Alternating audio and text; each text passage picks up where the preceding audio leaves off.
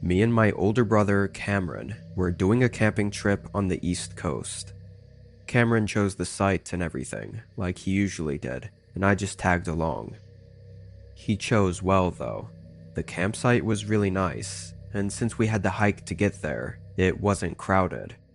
There was nobody around, from what we could see. The campsite wasn't very defined, though. It was hard to tell if we were even in the right spot. There were several openings in the trees that looked like they could have been the place we were supposed to be at, but neither of us thought it mattered. We set up on one of the grassy openings, and while we initially thought this place wasn't very active, we started to notice we were wrong. There were leftover things scattered around. Nothing big, like entire tents or anything, but just small things, like a trekking pole or some old shoes. It wasn't normal for these things to be left behind though, not at campsites like this that were far out. We both thought it was weird, but we went on with our day. We didn't really do much, just hung out and talked. When it got darker out, we lit up a fire and sat around it. A couple hours into the night, I happened to spot something behind Cameron. I pointed it out, not sure what it was. Both of us looked, and after a few moments, we were able to tell that it was a small campfire. It was really far out, and partially blocked by all the trees, but the tiny orange flame was flickering in the distance. Had it not been for the moonlight being covered by the clouds and the absolute darkness of the woods, there was no way we would have been able to notice it. I guess we weren't alone though. It was a little odd that they were out in that direction, because it seemed like it was just forest over there, no openings or anything to really set up a campsite. Maybe they wanted to be away from other people or something. We didn't think about it too much. We got some snacks and drinks out and talked ourselves into exhaustion. We put out the fire and went to bed around midnight. I fell asleep pretty comfortably, not having any trouble at all, though I woke up at some point in the night. It must have only been an hour or two after I'd gone to sleep. I knew exactly why I'd woken up though. I drank a bit too much right before bed. Needing to relieve myself, I got up and unzipped the tent. I walked out maybe 50 feet from the campsite to make sure I didn't attract any animals, and did my business. But as I was out there, I noticed the flame way out in the forest was still lit up. Maybe it was because I was tired, or just out of it for some reason, but I stood there and stared at it for a minute. I don't even know why, but my eyes began adjusting to the dark as I stood there. And as I looked out into the woods, I suddenly noticed something else. It looked like a figure somewhere far out between me and the distant flame I was looking at. I felt a shock for a moment, but I told myself it couldn't actually be a person and had to be a weird-looking bush or something. Like there was no way someone was out in the dark outside our camp at this time of night. But I kept looking, trying to make out what I could, when I started to notice more of these figure-looking shadows in the woods. They were so far, and it was so dark, I couldn't tell if my mind was just playing tricks on me. If they were people though, there were at least 10 or 15 of them, and they seemed to all be looking right at me. Another shock ran through me. What the hell is this? I almost thought I was hallucinating. I turned around and hurried back to the tent.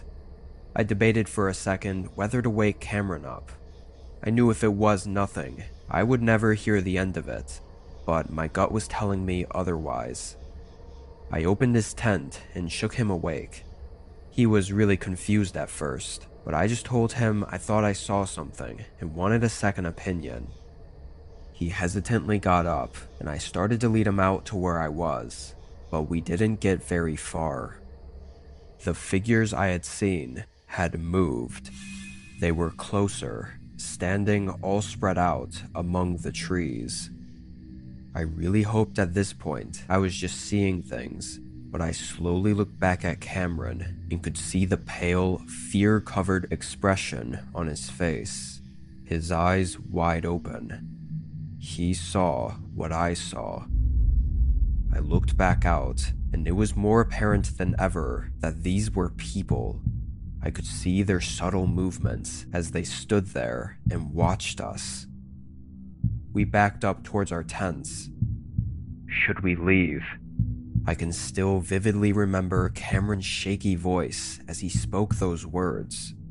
He was always so confident and sure of what to do. It was terrifying seeing and hearing him like that. I nodded, and neither of us grabbed any of our stuff, aside from the car keys and our wallets. We hurried away and down the trail. It seemed that they didn't follow us. We reported what happened to the police, feeling it was necessary. They didn't take it too seriously though, very clearly thinking we were crazy. Like there was no way a whole group of people were out in the woods at night messing with us. We thought about the strange amount of left behind things we saw in the area, and had hoped others had already gone to the police about similar encounters, but nobody had.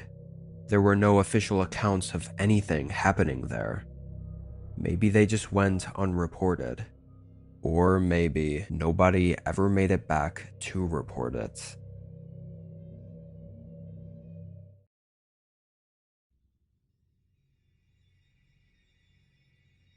This happened a while ago. I want to say 2014. I live in a pretty woodsy town, like with lots of forest around it, and plenty of small campgrounds within an hour or so. I had a 4-day weekend off from work, and I hadn't gotten out in a while, so I decided to head to one of these campgrounds for a laid-back weekend camping trip. The campground I chose was a small one, where you park in a small dirt area and choose one of the 3 sites they had to set up your tent at. There were already fire pits set up, and even some grills and benches. They looked awful, but I guess some people still use them. All 3 spots were open though, and no other cars were there, so I just chose the one on the far left and put all my things over there. The walk from my truck to the campsite was only about 5 minutes, but the area was very densely covered in trees, so it still felt like I was fully in the woods. Plus, the actual camping ground was about 45 minutes from town as well. It was about an hour in that I realized I had no idea what to do. Like, should I just sit here and relax, or read a book? I didn't really know. I thought maybe there was a trail or something I could walk on, so I went back to where the entrance was to see if there was anything. There wasn't, but there was another car next to mine now. It was an old red Toyota, like really old, rusted all around, and with dents and scratches all over. And one really strange thing I noticed about it was it didn't have a license plate on either the front or the back. I didn't really know what to think, but I figured they must have been camping at one of the other spots. With no trail though, I went back to my campsite and just sat on a log.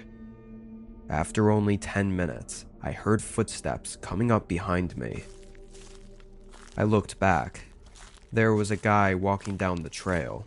He had no backpack or anything, and he was looking right at me, like he was coming down just to talk to me or ask me something. The man looked like he was in his 30s, but he almost looked older because of how he was put together, or rather, not put together. His brown jacket had holes all over it and was covered in stains, and his beard and hair were oily and shaggy. "You wouldn't happen to be able to help me with something real quick, would ya?" he asked. Having nothing to do, I said sure and stood up, but he quickly said thank you and that he was just asking for now. He still had some things to do first, but he was going to come back in a little bit and get me when he needed a hand. I said okay, and he thanked me again, then walked away. I wasn't too sure why he came by if he didn't need me right now, but I figured he probably just had to unpack his car first and would be back in 10 or 15 minutes. I sat and waited, but a half hour passed, and then another. By then the sun was going down, and I thought he must have gotten it done himself, whatever it was. 2 hours later, I'd completely forgotten about it. I had the fire pit lit up and was making my dinner when I heard footsteps behind me again. I looked back, but this time it was eerily dark. I could hear his footsteps coming down the trail, but he was completely covered in darkness. I couldn't even see his silhouette. I listened to the crunching steps against the gravel slowly make their way into the light of my campfire.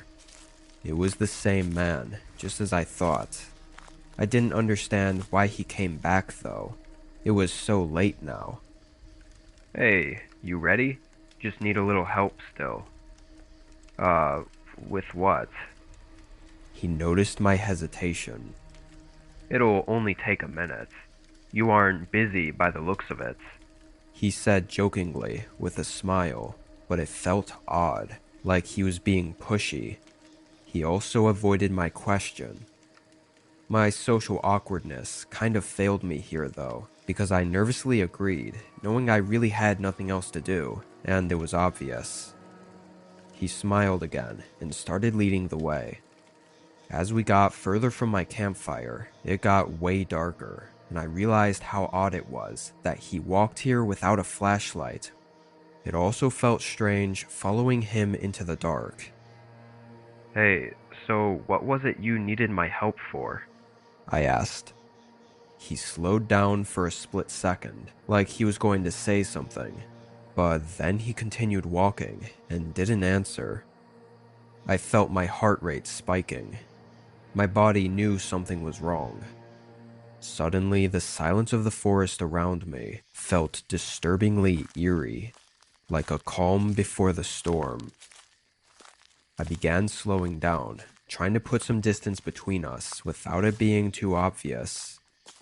I only managed to get a few feet away before he turned around and looked at me. He had a creepy fake smile that immediately shifted into a frown when he saw me further away.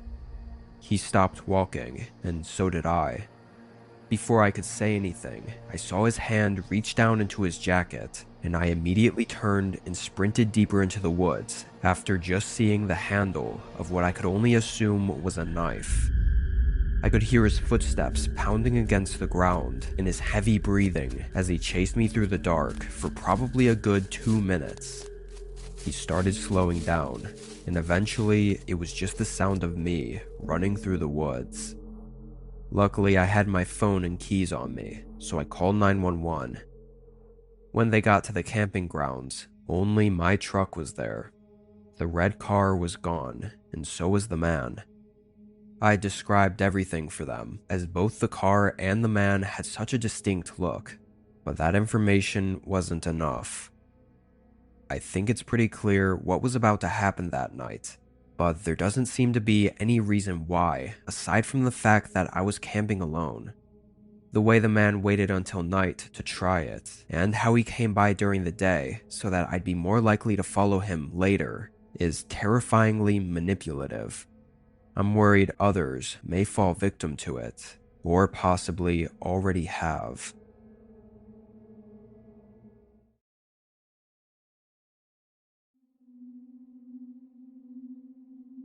This was 2 years ago, in the middle of spring. I had taken time off work to go camping at a small lake in northern Minnesota. It was a place I'd been to a couple of times, with friends or family that decided to join me, but this time it was just me. The hike to get there took about 2 hours, but it wasn't too rigorous, mostly just flat trail all the way there. I set up my tent and other things a bit into the woods so as to not be right up against the lake. Then I unfolded my chair, popped open a beer, and listened to the calm sounds of the water and the birds chirping. It was already late into the day, so I didn't have much time before the sun started going down. I always enjoyed nighttime in the woods though. It was always so quiet and almost felt freeing in a way. I don't know how else to describe it. However, this night was different. Once the sun went down, I built up a campfire and continued relaxing. Yet, this feeling came over me that usually didn't happen. I felt like I was being watched. I kept looking around at the trees and the darkness that surrounded me, having this uneasy, almost paranoid feeling. I was never like this, so I wasn't sure what was going on. Every time I looked around, though, I didn't see anything at all. The problem was that it was so dark, I'm not sure I would have been able to see anything, even if there was something, or someone out there, watching me. Of course, with no real reason to feel the way I did my best to suppress the thoughts and try to ease my mind away from it. Eventually, I was able to distract myself by thinking about some personal stuff I had going on in my life. It wasn't a fun distraction, but I guess it was better than being paranoid. Hours passed. I want to say it was about 10 or 11 by this point, when there was a very sudden and loud crack in front of me, like a large stick snapping under heavy weight from somewhere right ahead of me. It was pitch black out there. I couldn't see anything. The sound was so loud though, it echoed across the woods. A shiver ran through me. It sounded like something heavy stepping on a branch. Was it a large animal, or was it a person? I wasn't sure which I was more afraid of. I pulled out my bear spray, then called out, "Hello? Someone out there?" There was not even the slightest sound in response to my voice. I couldn't help but feel like if it were a large animal, I would have heard them walking around, brushing up against the bushes and crunching the leaves. I kind of just sat there for a minute, staring out into the dark and waiting to see or hear something, before I'd remembered I'd brought a flashlight with me. I dug through my backpack and grabbed it, but by then it had already been a minute or two, and when I shined it out there, it was empty. Nothing out there at all. Obviously, I was starting to feel paranoid again, but this time it felt justified. I quickly tended to the fire, adding in some more wood to make sure it didn't burn out and stayed bright enough to light up my campsite. Every couple minutes, I turned my flashlight back on and just scanned the area.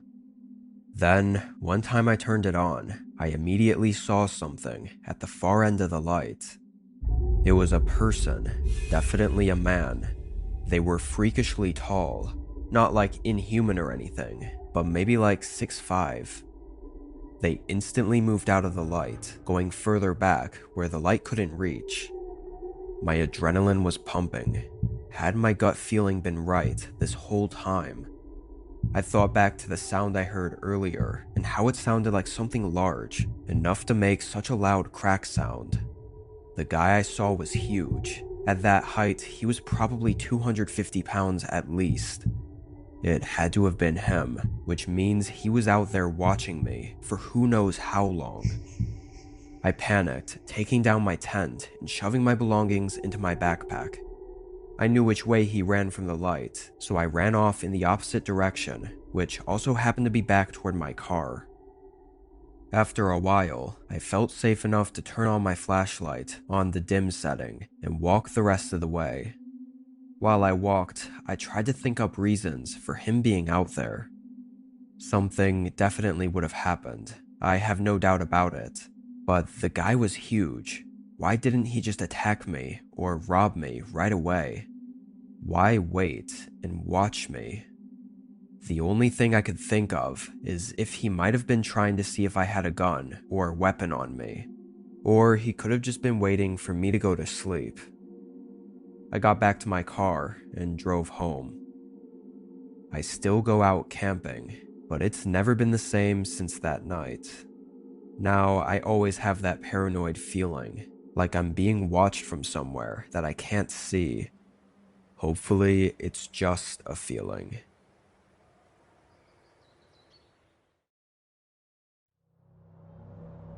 There was a severe blizzard going on this night. I had actually called off from work just so I didn't have to risk driving there. It was a complete whiteout. I couldn't see more than a couple feet away because the flurry of snow was blocking everything. Anyway, I stayed in all day, and something about the weather made me feel like cozying up on the couch at night and falling asleep while watching TV. I'm not even sure when I actually fell asleep. I think it was somewhat early though, like 8 or 9. I woke up very suddenly to someone coughing. It was just one cough, and I couldn't really tell which direction it came from or how far it was because I was asleep when it happened. Immediately, I noticed how dark it was though, like the whole house was pitch black. I must have been asleep for several hours. But the cough was someone outside my front door this late at night during a blizzard. I got up and looked out. It was still completely white outside. I couldn't see anything. I was really confused though. Had I even really heard something? Or was it one of those weird, real feeling dreams? I turned around to walk back to the couch, but I caught something in the side of my eye, down the hallway, like something moving. I flicked on the light. I stared down the hallway for a moment. "Is someone in here?" I nervously spoke. I felt adrenaline building up in me. I still wasn't sure what I saw, but I felt trapped. I couldn't run out into the blizzard. I was stuck inside, maybe with someone else. I quietly walked down the hallway, but before I got to the end, there were several quick thumps, followed by the heavy winds suddenly flying into the house. I turned the corner. The window on the far end of the room was wide open. Someone had just run out. It felt like my body shut down for a second, but I ran up and closed the window, then called the police. Every sign and trace of the intruder was already covered up in the blizzard by the time they arrived. There's no saying who they were or what they were doing in my home.